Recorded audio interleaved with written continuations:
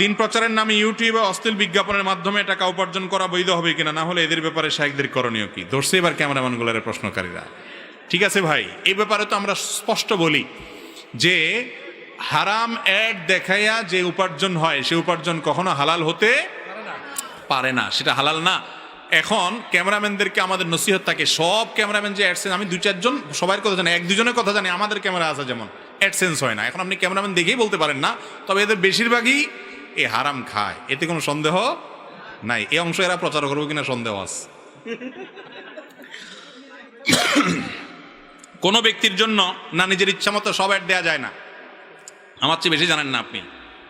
600-র উপরে আইটেম আছে, বোধহয় 100-3 করা যায়, বাকিগুলো করা যায় না। আর জাগা নাকা ফুড পান্ডার অ্যাড আপনি কিভাবে নিয়ন্ত্রণ করবেন? মিউজিক আছে না এটাতে? তো আপনি আমার চেয়ে বেশি জানেন, পুরোপুরি নিয়ন্ত্রণ করা যায় না। হ্যাঁ, যদি যায়, এরকম কোনো সিস্টেম যদি থাকে, আল্লাহ মাফ করুক, আমার জানাও ভুল হতে পারে, যে অ্যাডের মধ্যে খারাপ কোনো অ্যাড দেখাবে না, আপনি নিজে এটাকে কাস্টমাইজ করে যদি এরকম করতে পারেন, আলহামদুলিল্লাহ, তাহলে কি আছে, জায়েজ আছে। কিন্তু আমি যতটুকু জানি ইউটিউবে এটা পুরোপুরি সম্ভব না। পুরোপুরি কিছু চয়েস করা যায়, পুরোপুরি চয়েস করা যায় না। কোনো ব্যক্তির জন্য